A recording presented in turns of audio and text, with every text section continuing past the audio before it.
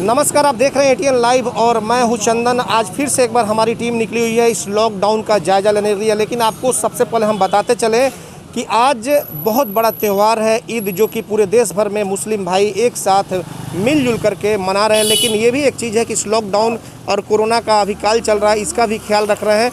तो सबसे पहले एटीएन लाइव के तमाम दर्शकों को ईद की ढेर सारी बधाई एवं मुबारकबाद। और फिर से हमारी टीम पहुंची हुई है एक शहर का जायजा लेने के लिए। हम पहुंचे हुए सिवान के गोपालगंज मोड़ पे। एक बार तस्वीरों में दिखाएंगे कि कैसे आप देख सकते हैं कि तमाम यहां पे सुरक्षा बलों की तैनाती करके और बिल्कुल चाक चौबंद व्यवस्था की गई है।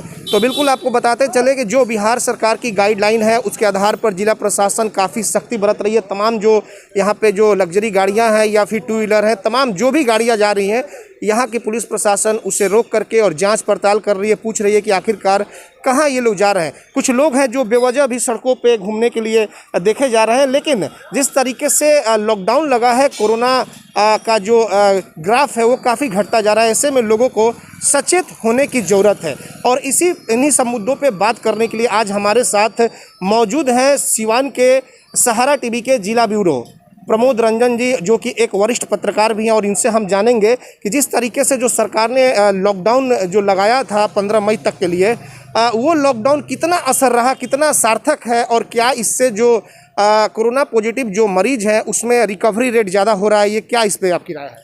देखिए, सबसे पहले तो आज ईद है। ईद पर मैं भी सारे लोगों को शुभकामनाएं देता हूं, बधाई दे रहा हूं। और रहा लॉकडाउन की बात, तो मैं आपको बता दूं कि ये लॉकडाउन निहायत ही ज़रूरी था। इसलिए कि जिस कोरोना का ग्राफ भाग रहा था और बिहार की स्थिति जो भयावह होती जा रही थी, हालात ये हो गए थे कि हॉस्पिटल में बेड नहीं मिल रहे थे, ऑक्सीजन नहीं मिल रहा था और लगातार मरने की खबरें आ रही थी कि ये मर गए, वो मर गए। तो इस हालात में सरकार ने लॉकडाउन लगाकर बहुत ही बढ़िया काम किया है। अब ज़रूरत ये है कि अगर आप बेवजह घर से निकल रहे हैं तो नहीं निकलिए, लॉकडाउन का पालन कीजिए और सरकार के दिए गए मापदंड जो आपको दिया गया है उसका पालन कीजिए, ताकि इस कोरोना जैसी महामारी से छुटकारा पा सकें। यह ऐसी बीमारी है बंटी जी, मैं आपको बताऊं कि यह किसी को नहीं छोड़ने वाला है। अगर आप नहीं सावधान रहेंगे, मास्क नहीं लगाएंगे, घरों में नहीं रहेंगे, अपने को सुरक्षित नहीं रखेंगे, तो कभी भी किसी के साथ कोई भी बड़ी घटना हो सकती है। प्रमोद जी, एक चीज़ तो आज देखने को मिल रहा है कि ईद जैसे महान त्यौहार है और इसमें जो गाइडलाइन सरकार के द्वारा या फिर प्रशासन के द्वारा जारी की गई, तमाम मुस्लिम भाई देखे जा रहे हैं कि अपने घरों में ईद को मना रहे हैं। ये बहुत अच्छी बात है और ये पहल जिस तरीके से सरकार द्वारा की गई, ये लोग उसको सार्थक भी बना रहे हैं। जिस तरीके से लॉकडाउन हुई है, कुछ ऐसा देखा जा रहा है कि प्रशासन अपना काम कर रही है, प्रशासन लाख समझा रही है, सड़कों पर उतर करके अपनी जान को जोखिम में डाल करके। कोरोना कभी भी किसी को अपना शिकार बना सकता है, लेकिन कुछ लोग हैं जो बेवजह घूमते नजर आ रहे हैं, उनके लिए क्या कहेंगे और प्रशासन को अब क्या करना चाहिए उन जैसे लोगों के लिए? देखिए, दो चीज़। एक चीज़ तो कि सरकार के गाइडलाइन का मुस्लिम भाइयों ने पालन किया है, वो बधाई के पात्र हैं और अपने घरों में उन्होंने ईद मनाया, और इसके लिए उनको जितनी शुक्रिया उनके प्रति अदा किया जाए वो सही है। लेकिन दूसरी, जो बेवजह लोग घूम रहे हैं, मैं तो ये कहूँगा कि अगर बेवजह घूम रहे हैं, अगर आपको दवा नहीं लेनी है, आपको दूध नहीं लेना है, आपको किराना का सामान नहीं लेना है, आप मटर गश्ती कर रहे हैं सड़कों पर, ये देख रहे हैं कि क्या हो रहा है, तो निश्चित रूप से सख्ती से उसमें निपटना चाहिए और प्रशासन को उन लोगों के साथ सख्ती बरतना चाहिए। लेकिन एक चीज़ और है कि यह आपातकाल है और इस आपदा में अगर किसी को कहीं ज़रूरत है तो वहाँ प्रशासन को कोऑपरेट भी करना चाहिए। अब जैसे आप दवा लेने जा रहे हैं तो बेवजह आपको परेशानी नहीं होनी चाहिए। अगर आपके यहाँ कोई बीमार है, आप मरीज को लेकर जा रहे हैं, तो ऐसा नहीं कि लॉकडाउन के नाम पर आपको 1 घंटा रोक दिया जाए, आधा घंटा रोक दिया, हो सकता है उसको के कारण मरीज की तबीयत और ज़्यादा खराब हो जाए। तो इसलिए यह कॉपरेशन बोथ साइड होना चाहिए। आप भी समझिए कि मेरी जिम्मेवारी है कि लॉकडाउन में हम घर से बाहर नहीं निकलें अगर ज़रूरत नहीं है तो, और प्रशासन भी ये समझे कि अगर कहीं किसी को बहुत आवश्यकता है तो उसकी मदद हो और उसकी जान बच सके। हम एक मामले पे आपसे बात करेंगे, हालांकि आप पत्रकार हैं, पत्रकार के नज़रिए से ही हम बात करेंगे। हाल ही में छपरा में आपने देखा था कि पप्पू यादव पहुंचे थे, राजू प्रताप रूडी के घर के ठीक पीछे से तकरीबन 60 एम्बुलेंस जब्त किए गए और उसके बाद से पप्पू यादव की गिरफ्तारी हो गई। कोई पुराने मामले को दिखाते हुए, हालांकि वो पुराना जो मामला था अपहरण का, वो लोग आकर के सीधे तौर पर बोले कि ऐसा कुछ नहीं था। तो अब मामला ये है कि पप्पू यादव निकले हुए थे, गिरफ्तारी भी हो गई, जिस पर कार्रवाई होनी चाहिए वो नहीं हुई। कई पार्टी के लोगों जो विपक्षी हैं वो डिमांड भी कर रहे हैं कि कार्रवाई होनी चाहिए, जैसे कि जो एम्बुलेंस जब्त की गई थी। और सवाल यह है कि आखिरकार इन तमाम चीज़ों के बाद से आखिर जो स्वास्थ्य मंत्री हैं मंगल पांडे, इनको तो कम से कम बिहार के जिलों का अस्पताल का जायजा लेना चाहिए। सिवान उनका गृह जिला है, यहाँ पे कम से कम आना चाहिए। यहाँ की जो वेंटिलेटर की स्थिति है बहुत दयनीय है, नहीं है। कई मरीजों से बात हो रही है तो पता चल रहा है। देखिए, सबसे पहले मीडिया के अगर आप हिसाब से पूछेंगे तो मैं पत्रकार हूँ, मैं जस्टिस करने वाला नहीं हूँ कि मैं किसने कौन दोषी है और कौन नहीं। रही बात राजीव प्रताप रूढ़ी जी के एम्बुलेंस की बात, तो ये एक ज़रूर ये प्रश्न चिन्ह उठता है कि आखिर उतने सारे एम्बुलेंस क्यों रखे गए थे और इस आपातकाल में उसका इस्तेमाल क्यों नहीं हुआ। खैर ये तो पॉलिटिकल बातें हो जाएंगी, वो पप्पू जी समझें वो समझें। पप्पू यादव की गिरफ्तारी भी 32 वर्ष पुराने मामले में हुई।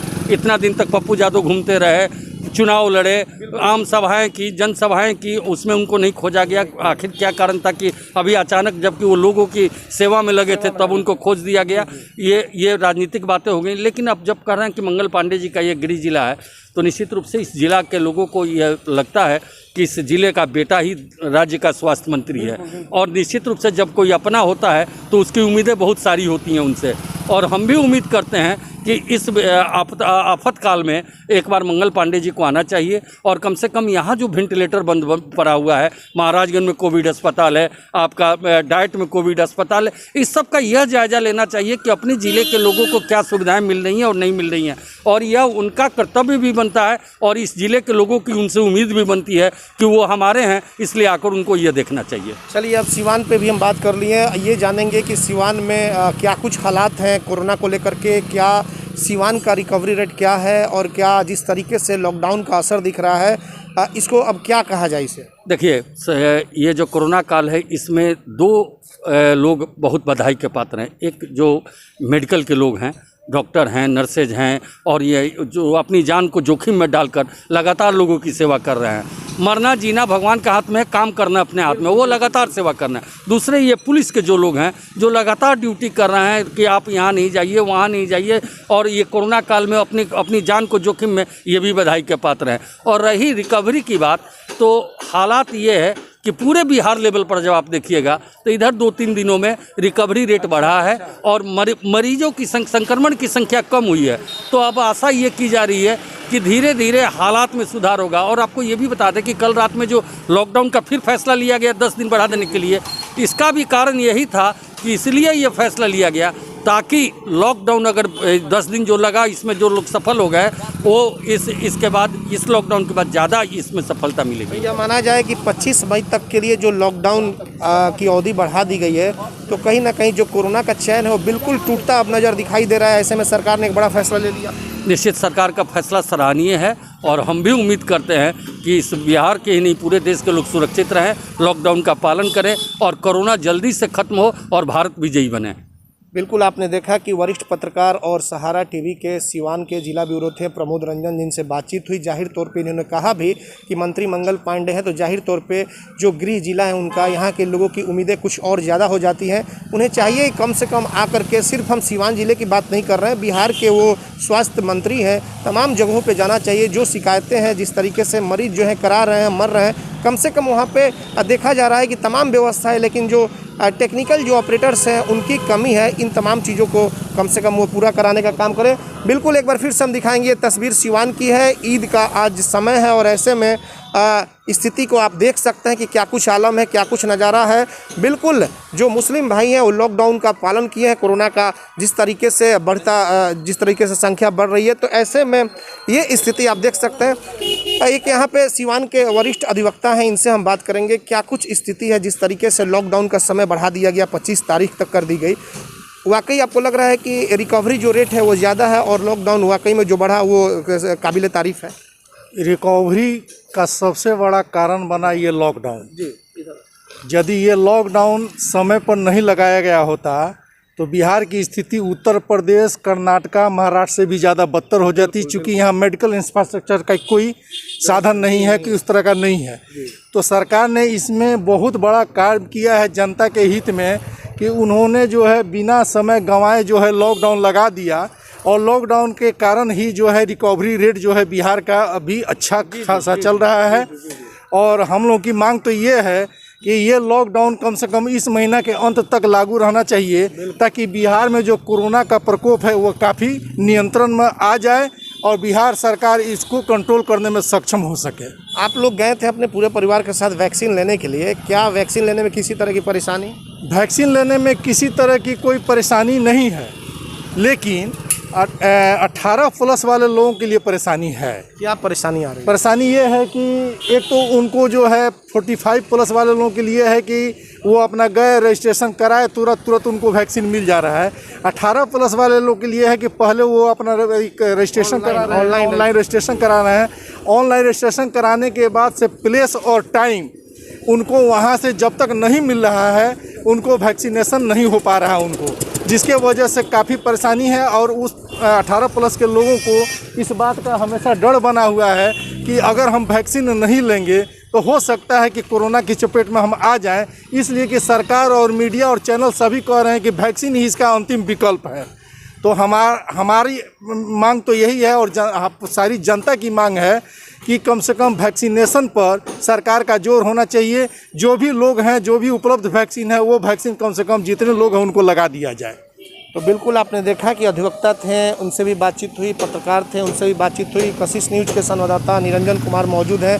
आप बताइए निरंजन जी कि क्या कुछ हालात हैं, खास करके पूरे ज़िले की जो लॉकडाउन की अवधि भी बढ़ा दी गई है, प्रशासनिक व्यवस्था के बारे में आप बताइए। लगातार आप लोग कवरेज भी कर रहे हैं। देखिए बंटी, आपको बता दें कि देखिए लगातार कवरेज तो हम लोग कर रहे हैं। लॉकडाउन की अवधि भी बढ़ा दी गई है। लॉकडाउन सरकार के लिए एक मजबूरी हो गई, क्योंकि जो कोरोना पेशेंट मरीज़ थे, जो पॉजिटिव मरीज़ थे, उनकी संख्या लगातार बद से बदतर होती जा रही थी। लेकिन हम आपके चैनल के माध्यम से ये अपील करना चाहेंगे, जितने आपके दर्शक हैं और जो लोग देख रहे हैं, उनसे ये कहना चाहेंगे कि आप संयम जरूर बरतें। सड़कों पे जो इतनी गाड़ियां चल रही हैं, वो कृपया आप गाड़ियों को लेकर सड़क पे ना आएँ, अपने घर में रहें, सुरक्षित रहेंगे। क्योंकि आपके जो दर्शक हैं उनसे ये बार बार अपील हम कर रहे हैं, क्योंकि वो घर में रहेंगे तो सुरक्षित रहेंगे। क्योंकि जो सड़क पे लॉकडाउन तो लगा हुआ है, लेकिन आप तस्वीरों में देख सकते हैं कि लॉकडाउन सही तरीके से इम्प्लीमेंट हो पा रहा है? कोई सही तरीका से इम्प्लीमेंट नहीं हो रहा है। सड़कों पे इतनी गाड़ियां चल रही हैं, जैसा लगता है कि लॉकडाउन है ही नहीं।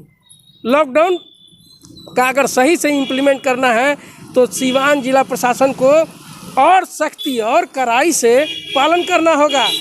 जब तक वो कड़ाई नहीं करेंगे, लोगों के अंदर अगर भय नहीं होगा, तब तक लॉकडाउन सही तरीके से कामयाब नहीं हो सकता है। क्योंकि कहा जाता है कि भय भी न होए न प्रीत।